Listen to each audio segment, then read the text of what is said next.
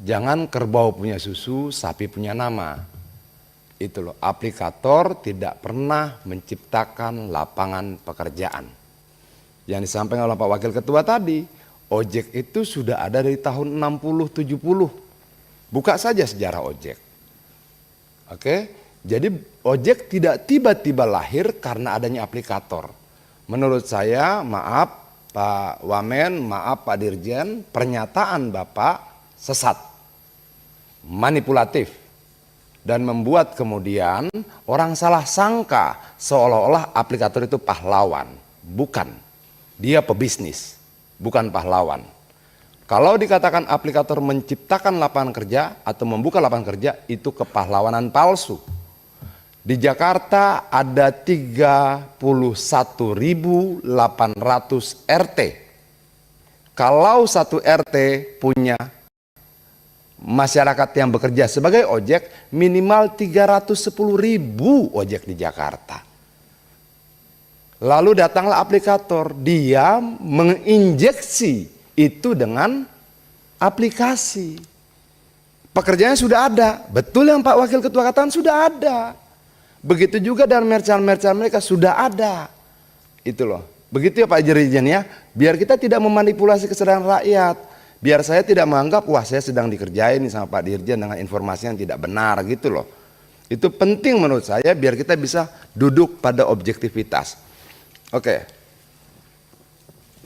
Sekarang saya mau tanya ini, kalau diizinkan pimpinan bisa langsung interaktif tidak? Misalnya begini, saya tanya begini.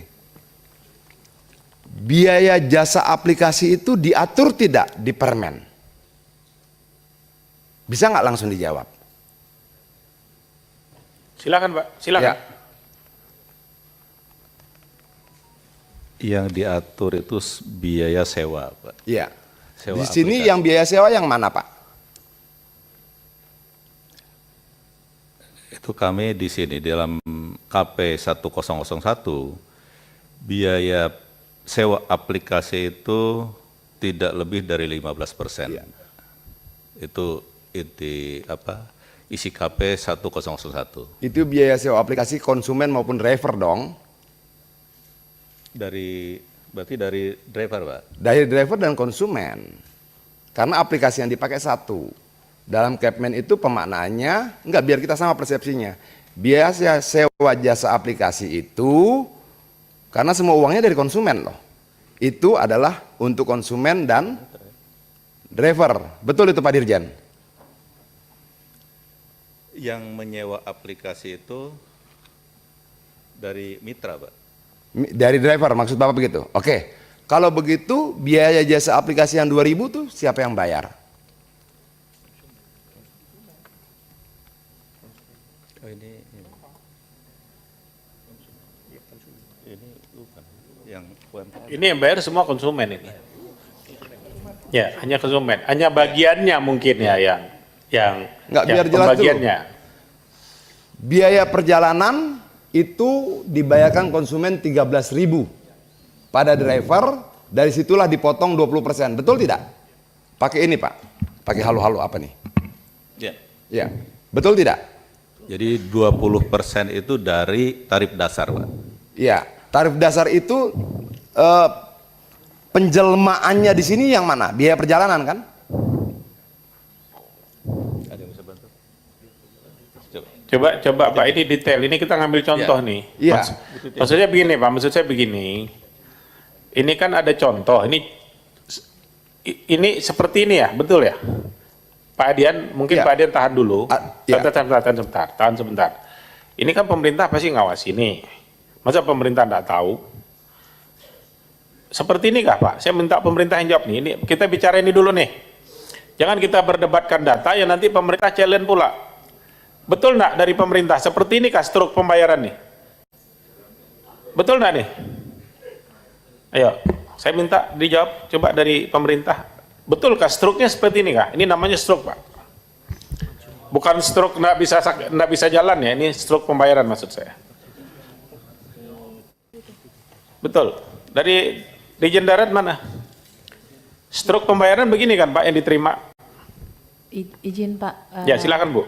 Jadi kalau dari sini kan sebenarnya Ini kan struk yang dibayarkan dari pengguna jasa, Pak. Ini sebenarnya. Ya, Jadi betul. kalau biaya perjalanan 13.000, kemudian biaya jasa aplikasi. Nah, untuk yang biaya perjalanan 13.000 tuh kalau nggak salah ini yang dipotong 20% ya Mas Bram ya? Yang dipotong 20% itu yang 13.000 itu, Pak. Oke. Ya, Pak Adian udah nyambung? Ya.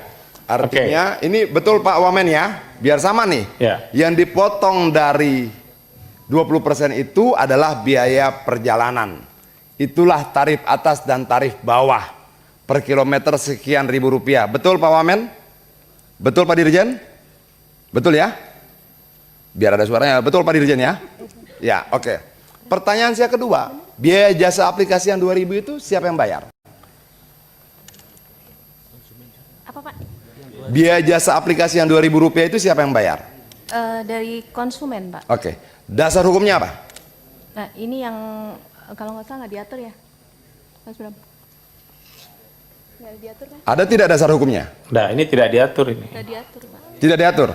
Artinya 2000 rupiah ini tidak ada dasar hukum. Betul? Ya, nggak diatur. Artinya bahwa sepakat nggak ini kita coret? Kenapa? 2000 rupiah dikali 3,1 juta driver itu 6 miliar per hari. Dari ini saja. Ini kan kalau yang di toko kan juga ada Ini tidak punya dasar hukum. Bapak Wamen yang terhormat dan Pak Dirjen yang terhormat, sebagai bagian dari negara kita mau menegakkan hukum seperti apa yang disampaikan oleh Pak pimpinan tadi.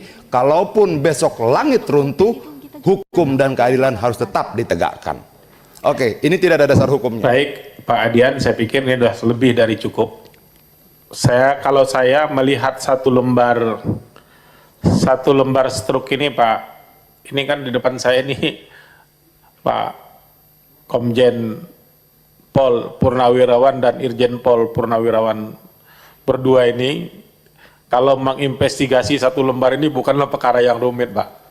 Pimpinan izin Ya, Pak An, ya. interupsi. Sedikit lagi. Ya, Biaya perjalanan aman itu dipungut dari mana? Dan untuk apa?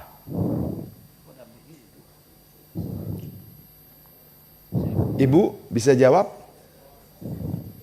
diatur di kita itu, Pak, itu hanya 15+5 itu, Pak. Iya. Nah, kemudian kita juga tidak mengatur tentang yang lain-lain itu. Kalau misalnya kita belanja itu kan juga ada biaya jasa, itu kan juga kita nggak mengatur di situ, Pak. Ya, sebentar Bu. Saya cuma nanya, biaya perjalanan ini maksudnya apa ya? Boleh saya bantu? Biaya perjalanan aman, Pak. Iya. Itu sepertinya kayak yang promo-promo yang ditawarkan Bukan. mereka seperti itu. Biaya perjalanan aman itu adalah asuransi Pak Wamen. Oke, pertanyaan saya sebagai mantan dari kepolisian Pak Wamen, izin, apakah waktu kita bikin SIM sudah bayar asuransi? Apakah waktu kita bikin STNK sudah bayar asuransi? Kenapa harus bayar lagi asuransi? 1.000 rupiah dikali 3,1 juta rupiah per transaksi, paling tidak 3 miliar tambah 6 miliar, 9 miliar biaya tidak resminya per hari, dengan asumsi setiap driver cuma ambil satu trip satu hari. Oke, sudah selesai belum?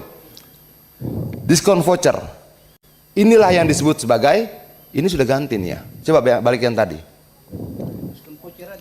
ya masih. Bukan, tadi ini dari pena Ya, 98. angkanya beda dari 13, mana? Ya, beda yang tadi.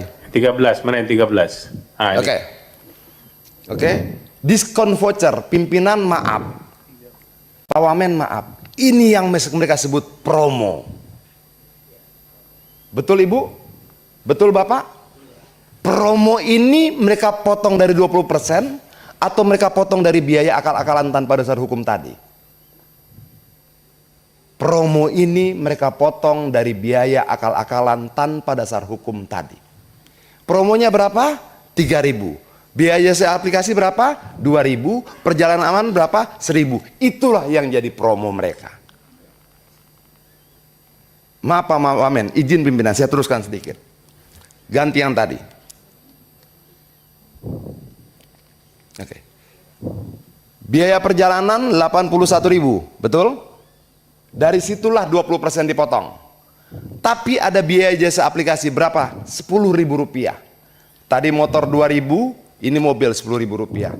Ini dasar hukumnya apa? Tidak ada. Satu trip mobil Rp10.000, Rp6.000, Rp9.000, berbeda-beda tuh. Oke. Ada biaya lokasi Rp18.000. Ini dasar hukumnya apa? Ada yang bisa jawab, Pak? Ibu? Dasar hukum biaya lokasi Rp18.000 ini apa? Boleh saya bantu? Karena ini menjemputnya ke bandara. Menjemput ke bandara dapat bayar 18.000. Uangnya ke bandara atau ke aplikator? Tidak ada yang tahu. Oke, dasar hukumnya apa? Juga tidak ada. Jadi ada, kalau mobil ada Rp10.000 tambah Rp18.000 tambah perjalanan aman Rp1.000, ada paling tidak di data ini Rp29.000 dipungut dari driver dan konsumen tanpa dasar hukum apapun. Kalau kita katakan pungli adalah segala sesuatu yang dipungut dari rakyat tanpa dasar hukum, bisa nggak kita sebut pungli? Bisa tidak kita sebut pungli? Dan kalau kita bisa sebut pungli, bagaimana kalau saya katakan negara bertahun-tahun membiarkan pungli bertriliun-triliun rupiah terjadi di depan mata kita? Sudah selesai? Izin sebentar lagi pimpinan. Ada diskon voucher? Ini promo? Berapa diskon vouchernya? 12.000. Dari mana didapatkan? 10.000 tambah Rp1.000. Ditambah 10.000 lagi diambil entah dari angka yang mana. Ya. Dia tidak pernah bayar promo, Pak Wamen, Pak Dirjen. Nggak ada promo yang dipotong dari 20%. Dia ambil dari angka-angka lain, lalu dia jadikan promo seolah-olah dia berjasa pada konsumen dan dia dapat untung sangat besar. Promo itu bohong. Promo itu dia ambil dari angka-angka yang tidak punya dasar hukum. Please, Pak Wamen.